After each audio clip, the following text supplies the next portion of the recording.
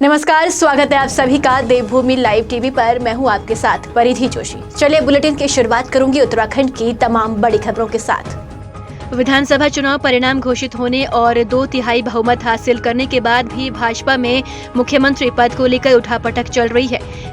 जीते हुए विधायक लगातार मुख्यमंत्री पद के लिए अपनी दावेदारी पेश कर रही हैं। वहीं पार्टी हाईकमान अभी भी मुख्यमंत्री को लेकर असमंजस में है। रविवार को भाजपा में विधायक दलों की बैठक होनी थी, लेकिन प्रदेश अध्यक्ष मदन कौशिक और कार्यवाहक मुख्यमंत्री पुष्कर सिंह धामी के दिल्ली चले जाने से ये बैठक टल गई। सूत्रों की माने तो विधायकों की बैठक मंगलवार को आयोजित की जाएगी, जिसके पर्यवेक्षक रक्षा मंत्री राजनाथ सिंह और विदेश राज्य मंत्री मीनाक्षी लेखी होंगे। दुविधा कुछ नहीं है।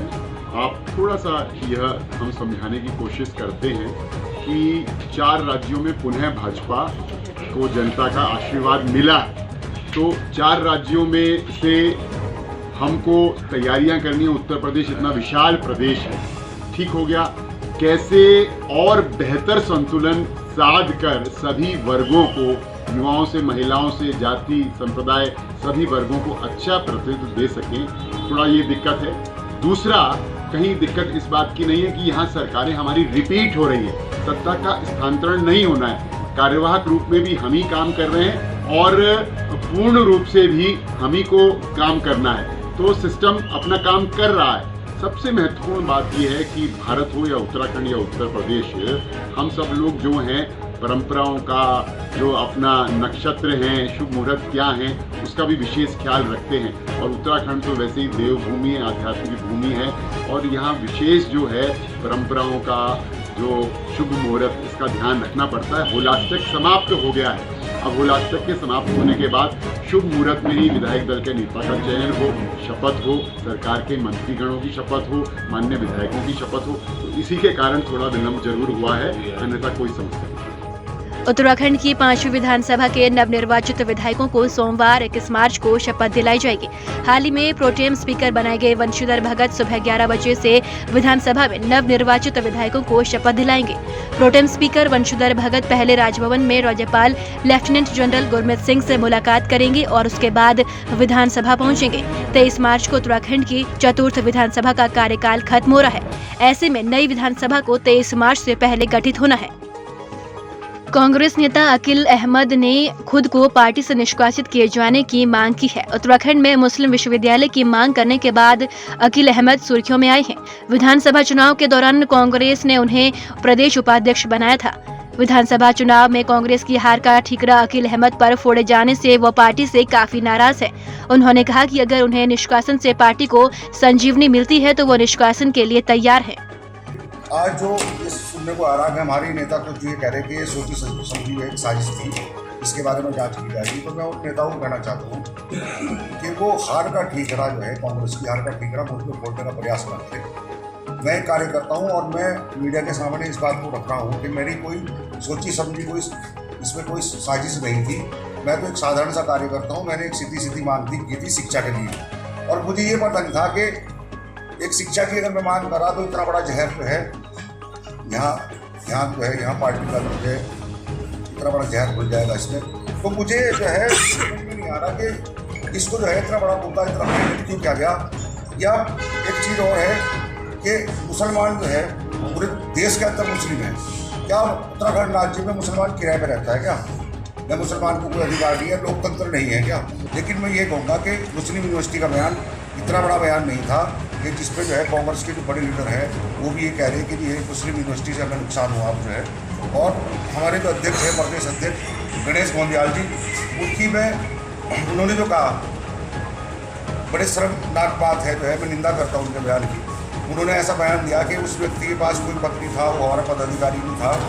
मैं तो पहले से जनरल सेक्रेटरी हरिविक्रम सिंह जी के समय में सचिव रहा, उसके बाद मुझे महामंत्री बनाया। ये किसी से छिपा हुआ नहीं है। और उनका ये कहना कि मेरे ऑफिस से लेटर जो है पता नहीं कैसे चला गया, उनको पदाधिकारी किसने बना दिया। पूर्व मुख्यमंत्री हरीश रावत ने अपने खिलाफ सोशल मीडिया में दुष्प्रचार पर साइबर क्राइम देहरादून में FIR दर्ज करवाया है। उन्होंने दोषियों के खिलाफ कार्रवाई की मांग की है। आपको बता दें कि सोशल मीडिया पर सक्रिय हरीश रावत ने धामी की धूम नाम से चल रहे पेज के खिलाफ आपत्ति दर्ज कराई है। उन्होंने पोस्ट करते हुए लिखा कि इस पेज पर मेरे खिलाफ मुस्लिम विश्वविद्यालय बनाने की बात कहकर दुष्प्रचार किया जा रहा है। अपने पोस्ट में हरीश रावत ने लिखा है कि अभी परसों मैंने अपने फेसबुक पेज पर लिखा था कि मुस्लिम यूनिवर्सिटी पर बोले गए झूठ के प्रकरण को हमारे तर्कपूर्ण खंडन के बाद समाप्त मान लिया जाए। हमने इस संबंध में एक प्रार्थना पत्र साइबर क्राइम देहरादून में FIR दर्ज करने हेतु दिया है। धामी की धूम एक फेसबुक पेज है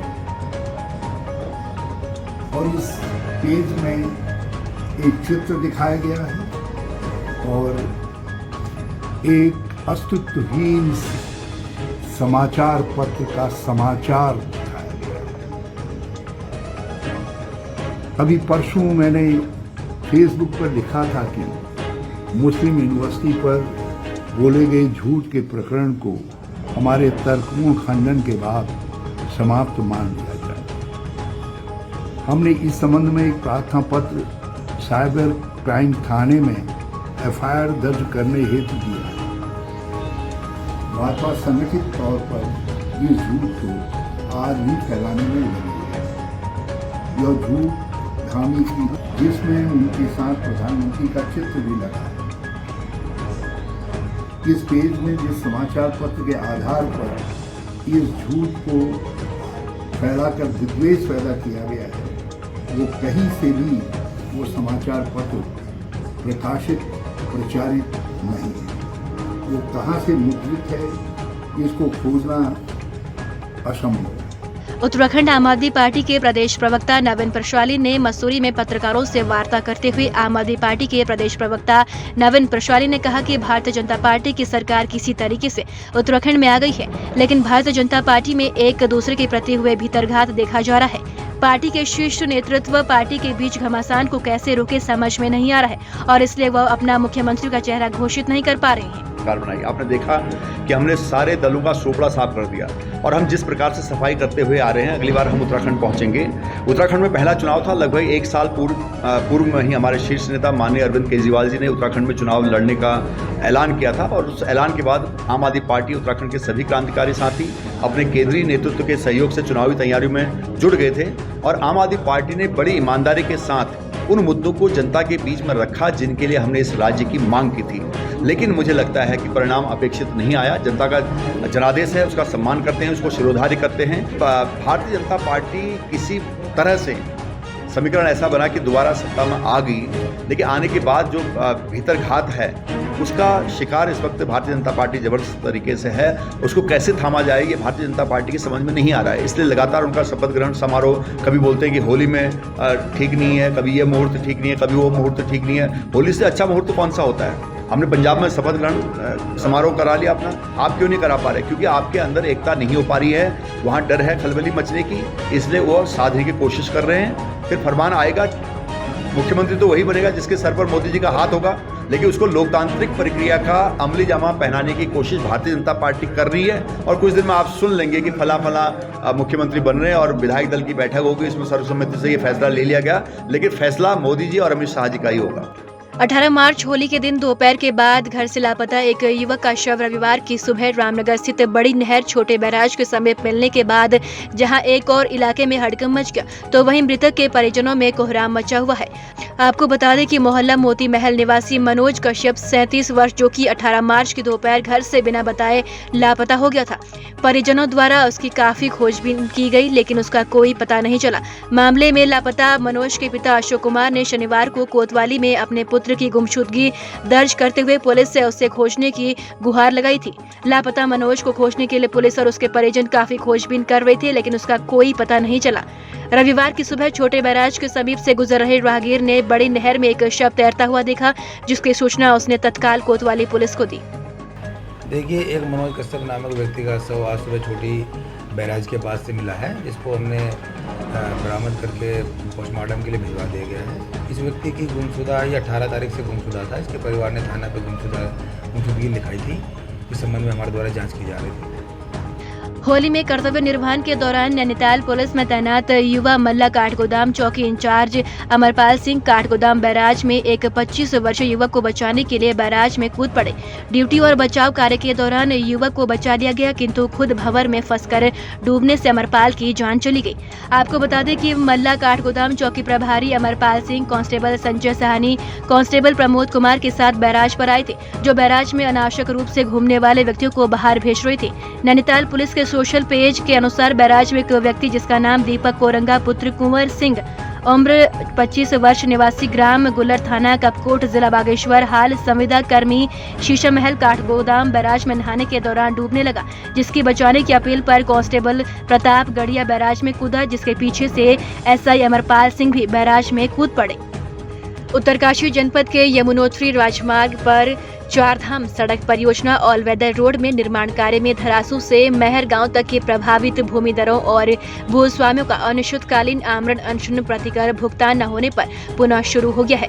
इससे पहले भी प्रभावितों ने पहले भी धरना प्रदर्शन कर आमरण अनशन पर बैठ गए थे, जिस आमरण अनशन को उत्तरकाशी प्रशासन के द्वारा विभागीय अधिकारियों से वार्तालाप करवाकर कुछ दिनों के भीतर निस्तारण करने के लिखित आश्वासन देकर समाप्त करवाया गया था। लेकिन उत्तरकाशी प्रशासन और राष्ट्रीय राजमार्ग बडकोट के द्वारा दिए गए समय पूर्ण होने पर जब प्रभावितों को प्रतिकर नहीं दिया गया तो प्रभावित भूमिदरों और भूस्वामियों ने पुनः आमरण अनशन पर बैठ गए हैं। 13/8/2020 से मैं भटक के थक गया हूँ और दूसरी बार मैं भूख हड़ताल में बैठ चुका हूँ। कोई प्रशासन शासन मेरी कोई सुनने को राजी नहीं है। एक्शन भी बोलता है कि फैल दिल्ली जा रखी है, तो दिल्ली से उन्होंने पहले कहा 30 दिसंबर का, फिर उन्होंने 12 जनवरी का, फिर 12 फरवरी का, 12 फरवरी चले गई, 12 मार्च भी चले गया, 12 अप्रैल भी आने वाला है, अभी तक कोई सुनाई नहीं कर रहा। अब लास्ट में कह रहे हैं कि अब कुछ नहीं होने वाला। ये क्या चक्कर है इनका? स्पष्ट बना कर दो हमको कि भाई हमारे बस हम केस डाल देते कोर्ट में, जब आपका बस का नहीं है। हम परेशान हो गए। अब कितनी बार भूख हमारे पब्लिक कितनी, हम 10 लोग परेशान हैं, घर से बेघर है, माँ मेरी विकलांग है, बेटा मेरा विकलांग है, नादन परिवार है मेरा। वैसे यहाँ वगैरह लगा हुआ है, डर के मारे कोई घर से शाम को 7 बजे कोई घर से बाहर नहीं निकल रहा है। पिछले कई वर्ष हम लोग तो इसको 2011 से हम लोग इसके द्वारा उत्पीड़ित किए जा रहे हैं बराबर। 2011 से शुरू हुआ ये कार्य और आज 2022 शुरू होने को है, कोई कामयाब तक नहीं हुआ है। हमारे प्रतिकर में धांधलियाँ हैं। विभाग जो NH विभाग है हमको बार बार भ्रमित करता है।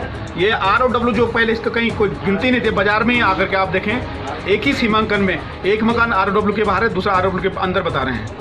स्कूल हमारी ये टूटने पे इनके कगार पे, अगर आप देखें अगर इसकी विजुअल बनाई जाएगी, ये पत्रकार महोदय इनका बहुत धन्यवाद जो आए यहाँ पर विजुअल बनाए और देखिए कि स्कूल जो ऊपर कन्या जूनियर हाई स्कूल है, कन्या हाई स्कूल है, हमारी टूट के इन्होंने कटिंग की नीचे से 2020 में वहाँ पर अतिवृष्टि होने के कारण इसके मकान सड़ गए। कटिंग कारण जिन्होंने वहाँ पे पुछता नहीं दिया टाइम पे, इनका गिरने का कगार थे। पुलिस प्रशासन और हम लोग गांव के जो बाजार के लोग हैं, इन्होंने इनके बच्चों को बाहर निकाला वहाँ से बड़ी मुश्किल से। इसकी अपंग महिला है, अपंग इसकी माँ जो है अपंग है, इसका बेटा यहाँ पे बैठा अपंग है, इसके छोटे छोटे बच्चे, इसकी स्वयं इसकी जो पत्नी वो बीमार रहती है, वहाँ से उठाकर उस दिन जो है पुलिस प्रशासन ने यहाँ पर जो PWD का एक हट था वहाँ रखे गए। उसके बाद इन्होंने क्या किया कि उसको किससे बहका फुसला करके ऊपर प्राइमरी स्कूल में रखा हुआ है। आज 2 साल होने के हैं, इसके बच्चे दर भटक रहे हैं, वहाँ प्राइमरी स्कूल में रहे और वहाँ भी दबाव डाल रहे हैं कि यहाँ से भागो। इसका मकान टूट गया है, तो आखिर कैसे होगा? क्या है इस सरकार भी इसको संज्ञान ले। हम तो सरकार से निवेदन नहीं करते हैं, संज्ञान तुरंत संज्ञान ले और ऐसे ही केस मदन लाल के साथ नहीं, न जाने कितनों के साथ। और मैं तो बोल रहा हूँ इस रोड की जांच होनी चाहिए, दरासू बैंड से लेकर के और सिलकारा बैंड तक इसमें जांच होनी चाहिए और लिप्त दोषियों का। मैं एक और बोलना चाहता हूँ, जो प्रतिकर बने थे हमारे, उसमें वही जेई, वही पटवारी, वही एक्शन उस समय जिन साइन से हमारे प्रतिकर बने थे, और जब वो घटा दिया, काट दिया। जैसे कि आप भी देते हैं कि अगले दिसंबर में जो है श्री मदन लाल जी भूख हड़ताल पर बैठे थे और शासन और प्रशासन ने ये वो दिया था कि आपके जो है 20 दिनों के मतलब 30 तारीख तक जो 10 दिनों में आपकी समस्या का समाधान हो गया। बीच में चुनाव और आज हुई, अभी एक्शन साहब से भी बात हुई, उन्होंने कहा अभी तो एक ही बार गए है, अब इसके बाद मैं जाऊँगा। मान्यवर, मैं आपके चैनल के माध्यम से और भी लोग, मैं भी ये सोच से प्रभावित है और मेरे साथ जो है 10 लोग, 5 लोग फेडी के, 2 लोग कल्याणी के, 2 लोग हम पनौत के और एक मदन लाल जी ब्रह्मखाल का और एक दुर्गलाल जी, ये लोग भी हैं। हमारा समस्या के विरुद्ध केवल मैं समझता हूँ कि रेवन्यू विभाग ने और क्या नाम उसका वो राष्ट्रीय राजमार्ग वालों ने लटका रखा है। मैं तो ज़्यादा नहीं कहूँगा, मैं तो कहूँगा मदन लाल जी बहुत परेशान है। आजकल जैसे आपको भी मालूम है कि बाघ का प्रकोप है, यहाँ पर भूख हड़ताल पर अकेले बैठे हैं। हम कोशिश करेंगे कि उनके साथ बैठेंगे, लेकिन उनके बच्चे कितने परेशान हैं। अब वो भी बच्चों को भी बाघ का खतरा है, अपने आप को रहते, तो मैं समझता हूँ कि कुछ समस्या का समाधान होगा। उत्तराखंड की तमाम बड़ी खबरों में फिलहाल इतना ही। बाकी अपडेट के लिए हमारे साथ बने रहिए और देखते रहिए देवभूमि लाइव टीवी। नमस्कार।